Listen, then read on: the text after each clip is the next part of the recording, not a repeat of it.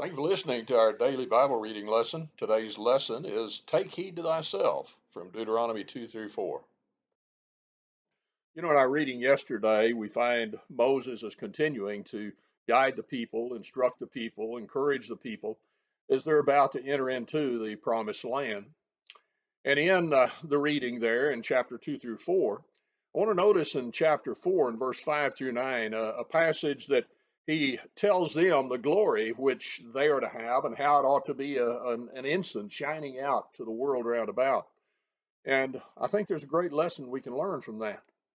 He says in verse 5 through 9 of Deuteronomy 4, Behold, I have taught you statutes and judgments, even as the Lord my God commanded me, that ye should do so in the land whither I go to possess it.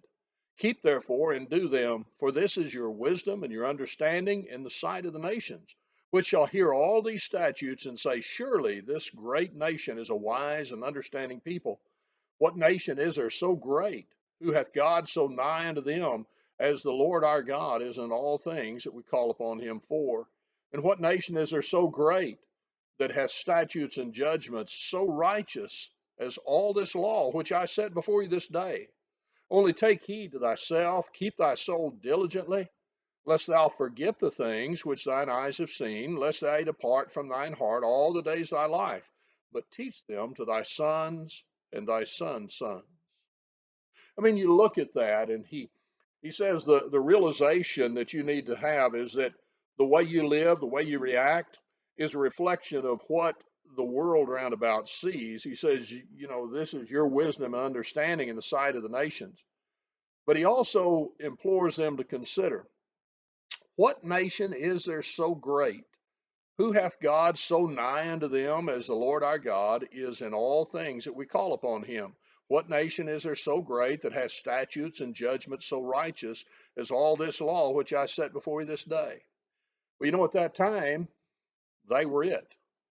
But do we realize that as he says that, he is speaking to a people who were given a law, who were brought forth for a singular purpose, to bring us to Christ. These were a shadow of the things yet to come. You find in the book of Matthew, the 16th chapter, verse 16 through 18, the Lord there in speaking to Peter says, Upon this rock I'll build my church. The gates of hell shall not prevail against it. You see, that kingdom of old was only a shadow of the true kingdom, the kingdom purchased with the very blood of Jesus Christ, the kingdom that is itself the body of the saved, to which we are added in Acts the 2nd chapter. And you look at that, and so we need to stand forth and stand in awe that we're a part of a kingdom that God said in the Old Testament, what is so great?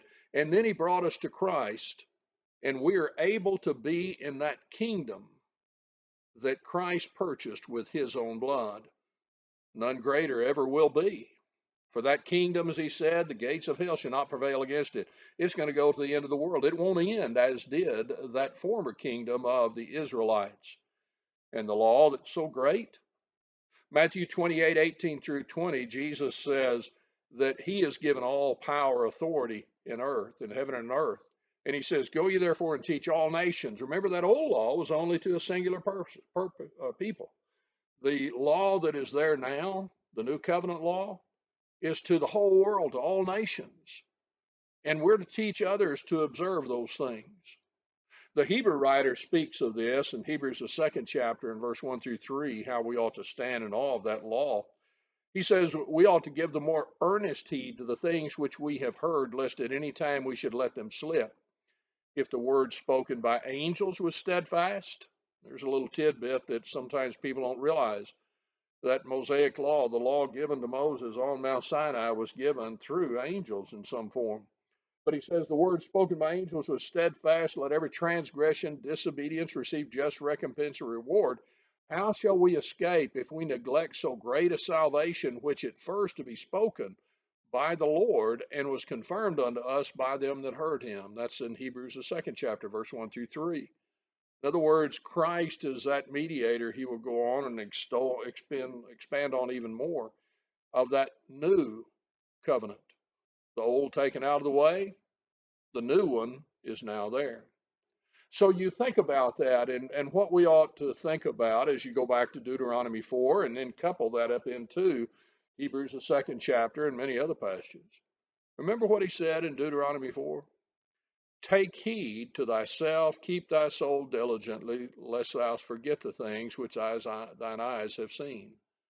Well, the new covenant is that which was spoken by the Lord, confirmed unto us by them that heard him. They gave us those things that they had seen and heard.